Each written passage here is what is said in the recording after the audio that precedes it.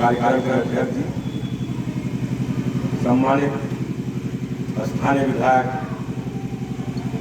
Doctor professor Lalit Narayan Mandal जी, Murarka college के principal Amarkant जी, जदयू के प्रखंड अध्यक्ष सदानंद जी, आरजेडी के प्रखंड अध्यक्ष कैलाश जी, नटबिहारी मंडल जी, अफरोज जी, हमारे वासी जी और उपस्थित विपिन जी, अरुण जी, बहुत सारे उपस्थित हमारे महागठबंधन के कार्यकर्ता साथियों, नेता, सम्मानित बुजुर्गों, माताओं, बहनों एवं प्यारे बच्चों, यह पहला गांव है रसीदपुर जिसने कोई मांग नहीं किया और इसने सिर्फ यही कहा कि आपसे क्या मांग रखेंगे आप खुद समझ लीजिए, अपना समझ के जो आप कर सकते हैं। जब से शुरू किए हम लोग, पहला गाँव रसीद मिला, इसने कहा कोई मांग नहीं करना है, एमएलए तय करिए क्या क्या करते हैं, क्या क्या। इसके लिए इस गाँव को धन्यवाद और इसकी बुद्धिमत्ता का।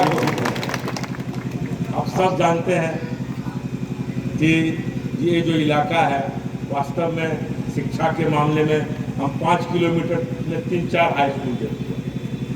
लंबे दिनों से हाई स्कूल है, इसका मतलब शिक्षा के क्षेत्र में ये इलाका बहुत आगे है। इसीलिए बहुत सारे प्रिंसिपल, प्रोफेसर, आपको टीचर, विभिन्न पदों पर इस इलाके के लोग सारे ये पद इन लोगों को प्राप्त हुआ है मेहनत के द्वारा, शिक्षा के द्वारा। कोई डायरेक्ट किसी को कोई पद नहीं प्राप्त, चाहे वो कोई भी लोग हो, टीचर बना दो, टीचर ट्रेनिंग दिया, छोटे पदों पर भी गया, एएनएम बना दिया, नर्सिंग का ट्रेनिंग दिया। जो लोग भी प्राप्त किया कोई भी सर्विस, उसके लिए उन्होंने अपने शिक्षा के साथ साथ अतिरिक्त कोई डिग्री लिया, तब उनको नौकरी मिली। लेकिन अभी जो भाजपा की सरकार आई, वो कहती है कि तुम आरएसएस के कार्यकर्ता हो, तुमको कोई कंपटीशन देने की आवश्यकता नहीं, तुम्हारे पास एक सर्टिफिकेट होना चाहिए कि तुम संघ के कार्यकर्ता हो। यदि तुम संघ के कार्यकर्ता हो, इस देश में तुम किसी पद पर जा सकते।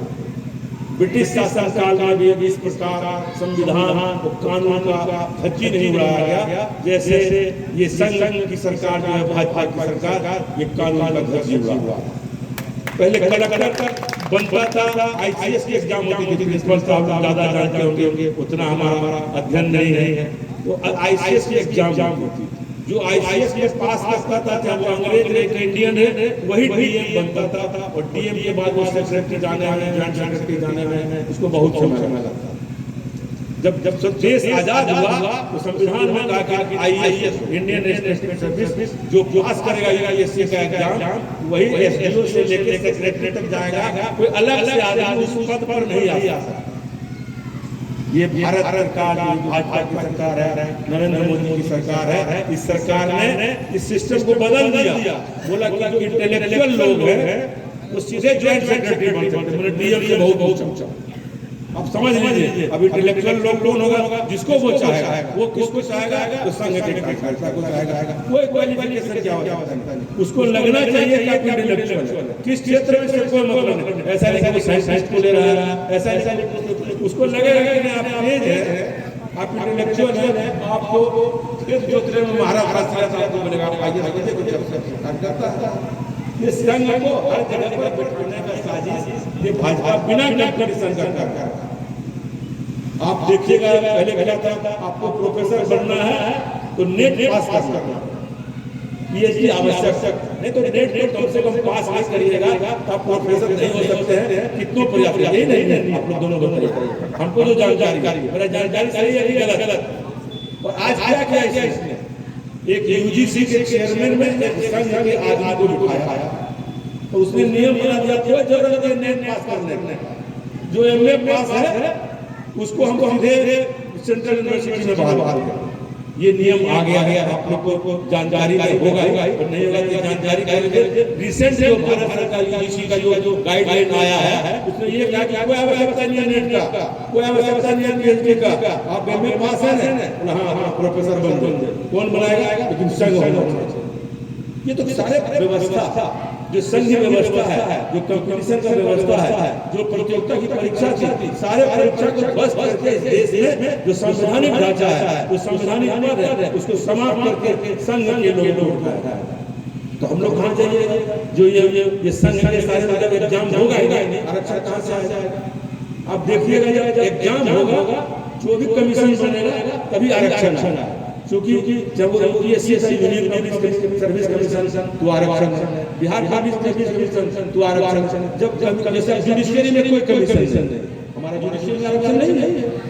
यदि ये इसे प्लान किया जा रहा है बुद्धि से, कमीशन ही खत्म कर दो, परीक्षा ही खत्म कर दो, हम सिर्फ आरएसएस के लोगों को वोट बैठा इस देश में आप कहाँ जाए? जो हमारे लोग पढ़ लिख रहे हैं उसकी क्या स्थिति होगी? अब ये समय नहीं है कि कौन एमएलए बनेगा, कौन एमएलए बनेगा, कौन मुख्यमंत्री बनेगा, कौन प्रधानमंत्री बनेगा। अब समय है जो पिछड़ा लोग हैं, जो अकेले लोग हैं, जो शेड्यूल कास्ट लोग हैं, शेड्यूल ट्राइब के लोग हैं, और जो उच्च जाति के समाजवादी विचारधारा के लोग हैं, इन लोगों को एकजुट होकर जो आरएसएस का चाल इस देश में चल रहा है, आरक्षण को खत्म करने का, संविधान को खत्म करने का, संवैधानिक पदों के महत्व को समाप्त करने का, उसको बचाने की आवश्यकता है। इसीलिए रशीदपुर गांव को प्रणाम करते हैं कि नाली और पीसीसी और ये चीजों से ऊपर उठ के कहा कि आप जानिए, आप तो बात बताइए देश की क्या।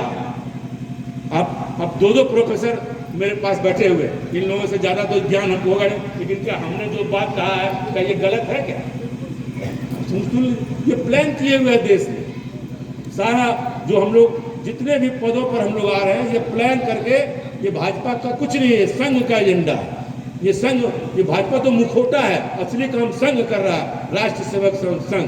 वो सब नियम बना के देता है कि ये बनेगा यूपीएससी का चेयरमैन, ये बनेगा यूजीसी का चेयरमैन, वो नियम बनाते रहता है। अब सेंट्रल यूनिवर्सिटी में उसने बहाल किया सारे अपने कार्यकर्ता को जो है, और सब कह दिया कि कोई कंपटीशन नहीं होगा बिना उसका संघ का कार्यकर्ता पर्ची जाता है, बोलता कि बहाल कर दें। जितने भी बहाल हुए यूनिवर्सिटी, सेंट्रल यूनिवर्सिटी में वाइस चांसलर, वो सब उनका संघ का कार्य करता है। आप बैकग्राउंड देख लीजिए, 3 इयर्स पास, जो 3 ईयर पास है उसको सीधे बना देना। वो देखता है कि क्वालिफिकेशन नहीं, सब उसी को निर्णय लेना। जब वो कलेक्टर को से ऊपर का पद बिना परीक्षा का दे रहा है, ये सब को उसको देने में क्या लगेगा? जब वो दिल्ली यूनिवर्सिटी हो, जेएनयू हो, सारे जगह पर, जेएनयू को तो उसने बर्बादी कर दिया। और धीरे धीरे उसका प्लान है कि शिक्षा को इतना महंगा कर दो कि आम आदमी के अप्रोच से बाहर हो जाए। हमारे सम्मान्य मुख्यमंत्री नीतीश कुमार जी ने माननीय प्रधानमंत्री नरेंद्र मोदी जी के सामने पटना में एक मांग रखा, ऐसे हाथ जोड़ के करबद्ध प्रार्थना किया कि सम्मान्य प्रधानमंत्री महोदय, आप पटना यूनिवर्सिटी को सेंट्रल यूनिवर्सिटी बना दें। लंबा भाषण दिया उस पर प्रधानमंत्री जी ने। हम लोगों को लगा भाषण सुनते सुनते कि अब ये घोषणा करने वाले हैं कि पटना यूनिवर्सिटी को सेंट्रल विश्वविद्यालय बना दिया जाएगा। क्या बोला मालूम है? आप लोगों को मालूम नहीं, दोनों को मालूम, बोला वर्ल्ड यूनिवर्सिटी बना देंगे। हम मांगने गए रायफल, बोलता तोपे दे देंगे आप। अरे जब तुम मांग रहे हैं वहां से वर्ल्ड यूनिवर्सिटी बना दीजिएगा, उसको देना नहीं था। बात बनाने में इस देश में इतना बड़ा, मैंने क्या कहते हैं, बात बनाने वाला, जैसे नाटक में नहीं बात बनाया जाता, पहले सिखाया जाता है कि सब बोलिएगा, मंच पर रोने लगिएगा, जनता भी रोने लगती है। वही है नरेंद्र मोदी।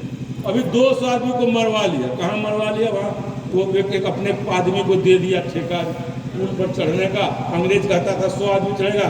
18 रुपये कीमत है इस देश में। नरेंद्र मोदी जी के शासन में, भाजपा के शासन में एक आदमी का कीमत 18 रुपये। 18 रुपये में टिकट बेचा। नियम था अंग्रेज के जमाने से, मोरबी का जो हैंगिंग ब्रिज है 100 लोग को चढ़ने का, उसने 500 लोगों का टिकट बेच दिया। बेचने वाला कौन है? वो आरएसएस का आदमी है, नरेंद्र मोदी का सीधा आदमी है, कोई जयसुख पटेल नाम है। क्या यही है ना? आप समझ लीजिए, मैंने एक आदमी का कीमत 18 रुपया, 18 रुपया के लिए उसने 200 आदमी मरवा दिया। ये तो इस देश की और क्या कहता, रो रहा था, ऐसे ऐसे रो रहा था, हमको बहुत कष्ट है। नाटक, सीधा नाटक, नाटक के सिवाय कुछ नहीं। अरे आप प्रोग्राम तो रद्द करते, क्योंकि चुनाव है, एक प्रोग्राम रद्द नहीं किया। बोला आपको तो बड़ा प्रेम है, यदि हम लोग यहाँ भी कोई घटना होती है, पता चल जाता है, तुरंत प्रोग्राम रद्द करते हैं। इस देश का प्रधानमंत्री 200 आदमी मरने के बाद चुनावी सभा को रद्द नहीं करता। क्या उससे आप आशा रख सकते? उसको कोई मतलब नहीं इस देश की जनता से। उसको मतलब है संघ के कार्यकर्ता को इस देश में भरना, संघ को मजबूत करना। सारे जगह में उसने कार्यालय खोल दिया। नोटबंदी किया, नोटबंदी से क्या फायदा हुआ?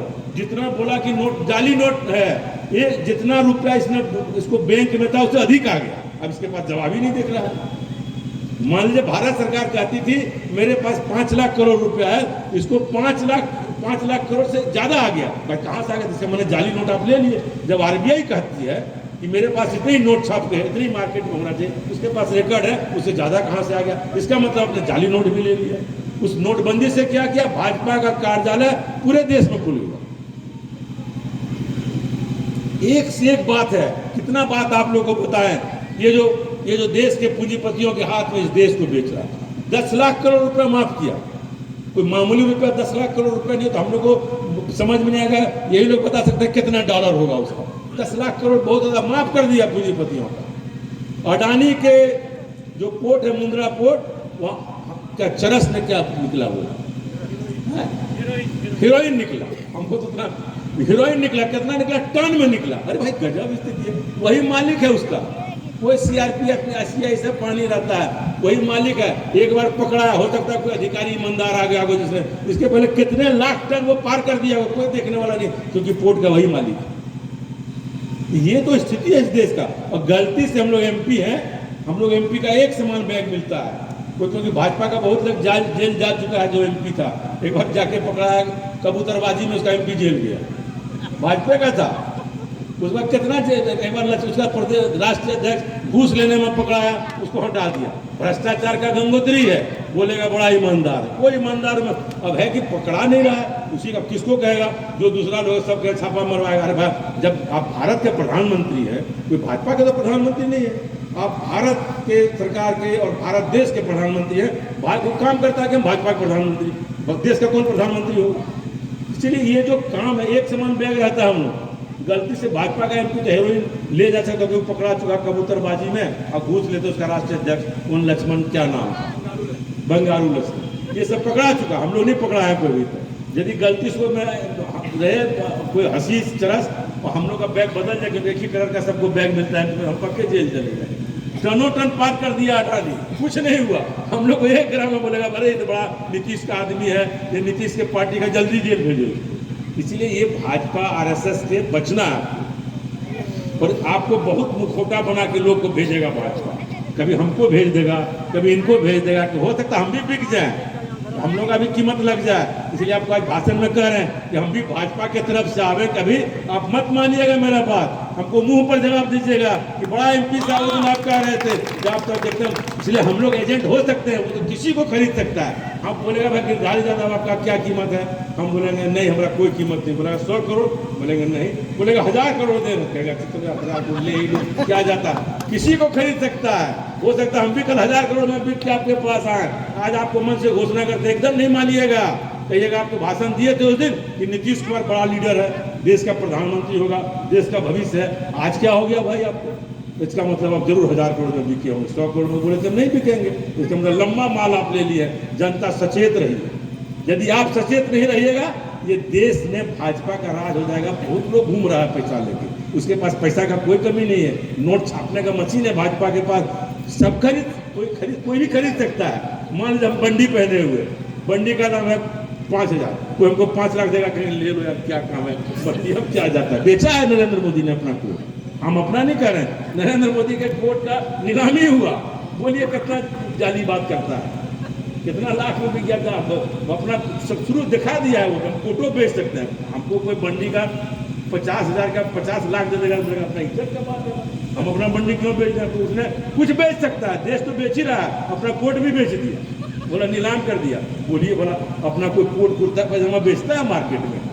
ये देश को बेच देगा, पैसा इसके पास बहुत है, किसी को खरीद सकता है। ललित नारायण मंडल हो कि गिरधारी यादव हो कि अमरकांत जी हो, किसी को खरीद सकता है। इसलिए आप सचेत, जनता मालिक, जनता इनका सब बात समझती है। जितना चालबाजी भाजपा का हम लोग नहीं समझते, लेकिन जनता सब समझती है कि यहाँ कहाँ गड़बड़ ये करने वाला, उसका इलाज जनता कर देती। जनता ने इसका इलाज 15 में कर दिया।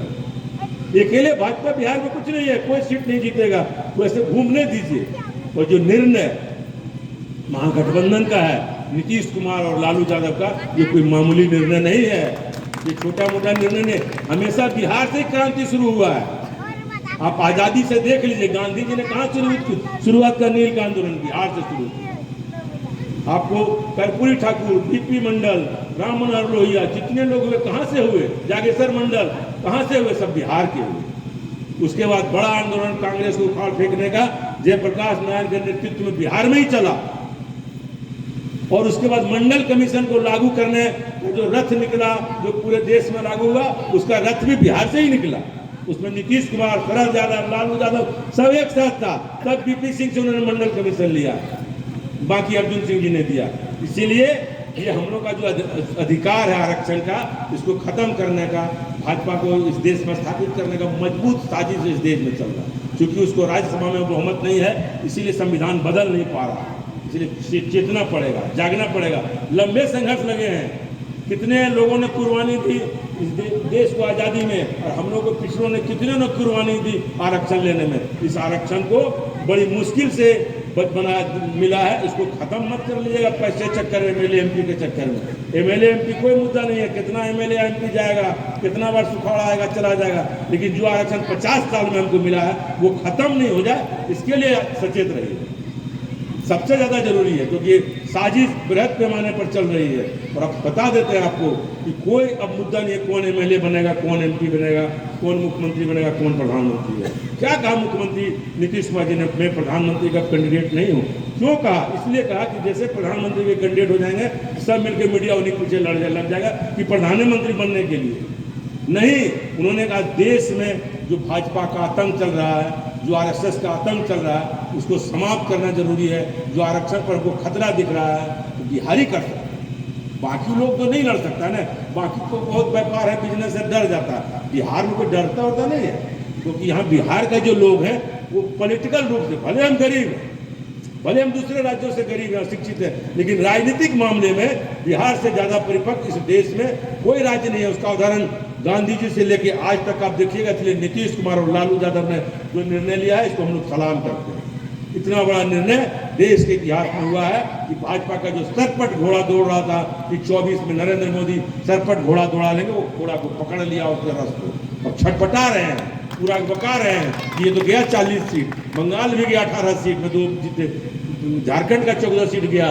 तो वो क्या कहते हैं, आपको महाराष्ट्र में सब महाराष्ट्र का संपत्ति दे दिया, गुजरात को वहाँ 41 सीट था, वो खत्म हो रहा। मैंने कुल मिला के जो ललन सिंह जी ने कहा था 150 सीट जीतेगा, तो 150 पर तो अभी है, और कहीं उत्तर प्रदेश ठीक हो गया तो नीतीश जी का बात सच हो जाएगा, वो 50 सीट पर आ जाएगा। अभी सीट उसको सिर्फ कहाँ मिल रहा है? उत्तर प्रदेश में, क्योंकि वो मायावती रख ले, इसमें समझौता नहीं हो रहा है।